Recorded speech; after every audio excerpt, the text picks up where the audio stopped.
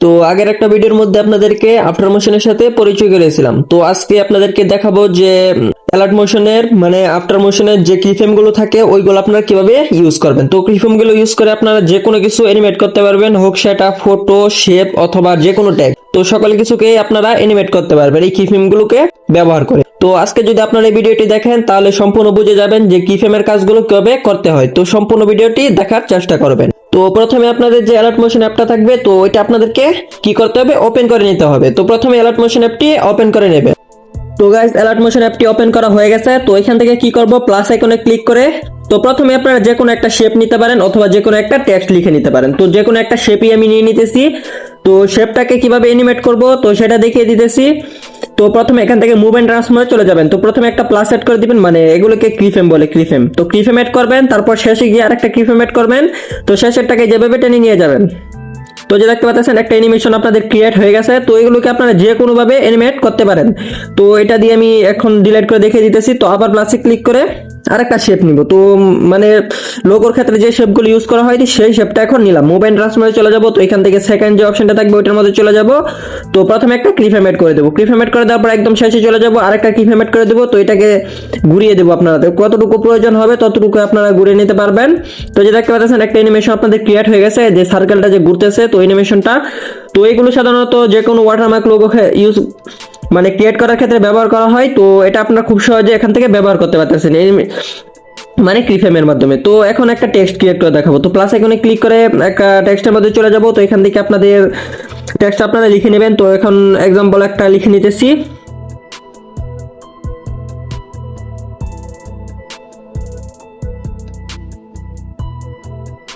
তো যে দেখতে পাচ্ছেন একটা টেক্সট আমি লিখে নিয়েছি। তো এখান থেকে যে একটা ক্লিক করে দিবেন। তো ক্লিক করে দেওয়ার পর কালারে চলে যাবেন, হোয়াইট কালারটা দিয়ে এখান থেকে 18 পিটি। তো এগুলোকে আপনারা বড় করতে পারবেন। এগুলো আমি সবকিছু দেখিয়ে দিতেছি আপনাদেরকে। তো রোবটের রেগুলার ক্লিক করে এখান থেকে ফ্রন্ট ইউজ করতে পারেন। তো সেখানে আর কিছু করব না। তো এখান থেকে টিক অপশনে ক্লিক করে দিব। তো এটাকে বড় ছোট করার জন্য এখান থেকে মুভ এন্ড ট্রান্সফর্মে চলে যাবেন। তো এখান থেকে থার্ড অপশনে চলে যাবেন, এই যে এটাকে ছোট বড় ভেবে করতে পারবেন। তো এখান থেকে যে প্রথম অপশনে গিয়ে এটাকে সেন্টার করতে পারবেন, এই যে সেন্টার, এই যে লাল দাগটা দেখা যাইতেছে, তো এটা সেন্টার, এই যে সেন্টার করে বসানো হয়ে গেছে। তো এটাকে এখন কিভাবে এডিট করবেন, তো এখান থেকে থার্ড অপশনে চলে যাব। তো প্রথমে একটা কি ফ্রেম এড করব, তারপর একদম শেষে চলে যাব, শেষে গিয়ে আরেকটা কি ফ্রেম এড করব। তো এটাকে বড় করে দিব। এই যে দেখতে পাচ্ছেন একটা অ্যানিমেশন ক্রিয়েট হয়ে গেছে, এই যে দেখে নেন খুব সুন্দরভাবে স্মুথ একটা অ্যানিমেশন ক্রিয়েট হয়ে গেছে। তো এই যে এখানে একটা অপশন আছে এই যে গ্রাফ। তো গ্রাফ নিয়ে পরবর্তী ভিডিওর মধ্যে কথা বলবো। তো এখন আমি শুধুমাত্র কি ফ্রেমের কাজগুলো দেখিয়ে দিতেছি। তো কি ফ্রেমগুলো আবার তুলে নিতেছি। তো এই যে দেখতে পাচ্ছেন এগুলোকে আপনারা এভাবে অ্যাডজাস্ট করতে পারবেন। তো এই যে ফার্স্ট অপশনে চলে আসবেন। তো প্রথমে একটা কিফ্রেম দিবেন। কিফ্রেম দেওয়ার পর এটাকে একদম বাহিরে নিয়ে যাবেন, বা কিফ্রেম একটা দিয়ে নেবেন প্রথমে, তারপর একদম শেষে গিয়ে আরেকটা কিফ্রেম দিবেন। তো এটাকে টেনে আবার এই সাইড দিয়ে বাহিরে নিয়ে যাবেন। তো ডান বাম সাইড করে নেবেন এভাবে। তো যে দেখতে পাচ্ছেন খুব সুন্দর একটা স্মুথ অ্যানিমেশন ক্রিয়েট হয়ে গেছে। তো এগুলো আপনারা খুব সহজে ক্রিয়েট করতে পারবেন। তো কিফ্রেমগুলো আবার তুলে নিতেছি। তো যে দেখতে পাচ্ছেন আরেকটা অ্যানিমেশন ক্রিয়েট করে দেখে দিতেছি। তো প্রথমে একটা কি ফ্রেম এড করবেন। তো প্রথম কি ফ্রেমটাকে একদম নিচে নিয়ে যাবেন, মানে যে টেক্সটটা থাকবে। তো শেষে গিয়ে একটা কি ফ্রেম এড করবেন। তো শেষেরটাকে একদম উপরে নিয়ে যাবেন, এই যে এরকম ভাবে আপনারা করতে পারবেন। এই যে দেখতে পাচ্ছেন খুব সুন্দরভাবে স্মুথ অ্যানিমেশন ক্রিয়েট করতে পারেন। তো কি ফ্রেমগুলো আবার তুলে নিতেছি। তো এখন দেখাবো যে, তো এটা আপনাদেরকে দেখিয়ে দিলাম যে সেকেন্ড অপশনের মধ্যে। তো এটা শেপ দিয়ে সাধারণত ক্রিয়েট করা হয়।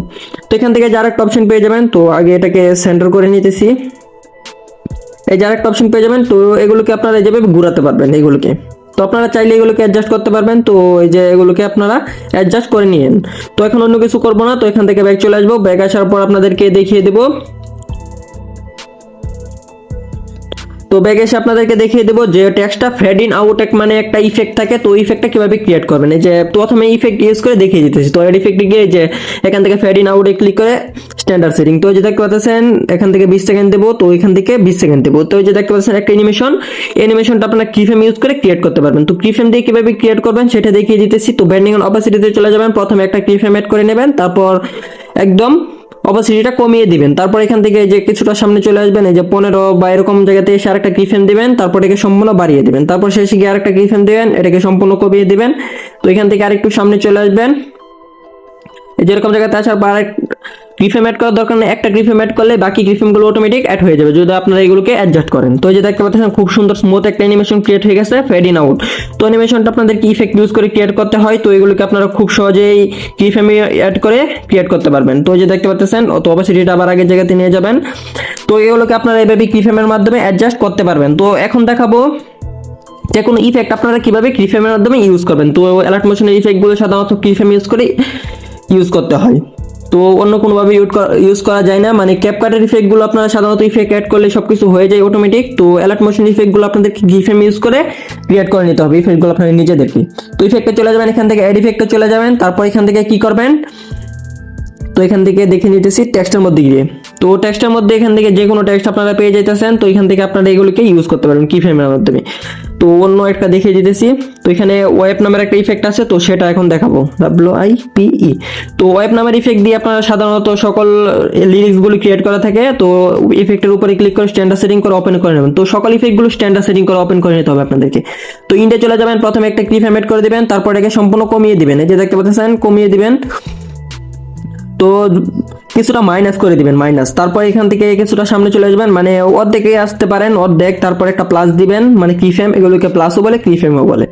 তো এখানে আবার বাড়িয়ে দিবেন, তারপর এখান থেকে ফেদারে চলে যাবেন, ফেদারটাকে কিছুটা বাড়িয়ে দিতে পারেন, এখান থেকে 30-25 আপনাদের মতো করে নেবেন। এই যে দেখতে পাচ্ছেন এর একটা অ্যানিমেশন ক্রিয়েট হয়ে গেছে, যে স্মুথ একটা অ্যানিমেশন। তো সাধারণত অ্যালার্ট মোশনের ইফেক্টগুলো আপনাদেরকে আগে বললাম যে সকল ইফেক্টগুলো আপনাদেরকে কিফ্রেম ইউজ করে ক্রিয়েট করে নিতে হবে। তো এখান থেকে ইন্ডে চলে যাব, যদি এটাকে সমান সমান রাখি, মানে প্লাস মাইনাসের মাঝামাঝি রাখি, এই যে এরকম জায়গাতে, তো এরকম জায়গাতে রেখে আপনাদেরকে একবার দেখিয়ে দিতেছি। এই যে দেখতে পাচ্ছেন টেক্সটটা সম্পূর্ণ হাইড হইতেছে না, তো এটাকে সম্পূর্ণ হাইড করার জন্য এখান থেকে মাইনাস করে দিবেন কিছুটা, তাহলে সুন্দরভাবে ইউজ হয়ে যাবে। আর এখান থেকে গ্রাফও আছে, এই যে দেখতে পাচ্ছেন গ্রাফ। তো গ্রাফ নিয়ে ওই যে প্রথমে বললাম পরবর্তী ভিডিওর মধ্যে আপনাদেরকে কথা বলবো। তো গ্রাফ নিয়ে পরবর্তী ভিডিওটা আসতেছে, তো খুব শীঘ্রই ভিডিওটা দেওয়ার চেষ্টা করব। তো আগের মতো করে দিয়েছি।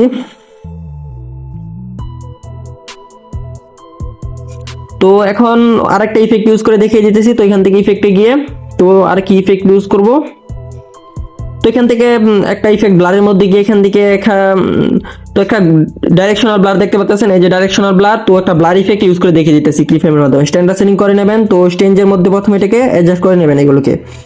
তো এখানে 10 করতে পারেন, প্রথমে একটা কিফ্রেম এড করবেন, তো কিছুটা সামনে চলে যাবেন, সামনে গিয়ে একটা কিফ্রেম এড করে, তো পরবর্তী কিফ্রেম আপনাদের অ্যাড করা লাগবে না, তো এটা অটোমেটিক অ্যাড হয়ে যাবে। তো প্রথমে একটা কিফ্রেম অ্যাড করলেই হবে। তো যে দেখতে পাচ্ছেন ব্লার একটা ইফেক্ট আপনারা এইভাবে ইউজ করতে পারবেন। তো যে কোনো ফটো হোক, তো মিডিয়া থেকে যে কোনো ফটো সিলেক্ট করে এভাবে ব্লার দিতে পারেন। তো এখান থেকে এভাবে ব্লার আপনারা দিয়ে নেবেন। তো যে দেখতে পাচ্ছেন খুব সুন্দরভাবে ব্লার আপনারা দিতে পারতেছেন এখান থেকে খুব সহজেই। তো কিফ্রেমগুলো নিয়ে আর কোনো কথা বলা বাকি নেই, তো এগুলোকে আপনারা এভাবে অ্যাডজাস্ট করতে পারেন। তো সকল কিছু আপনাদেরকে দেখিয়ে দিলাম, তো এভাবে আপনার কিফ্রেমগুলো ব্যবহার করে নেবেন। তো ভিডিওটা আপনাদের কাছে কেমন লেগেছে, তো যদি আপনাদের কাছে ভিডিওটা ভালো লেগে থাকে তাহলে ভিডিওতে একটা লাইক দিবেন, আর কমেন্ট করে বলবেন ভিডিওটা আপনাদের কাছে কেমন লেগেছে। তো আজকে ভিডিওটা এই পর্যন্তই, আল্লাহ হাফেজ।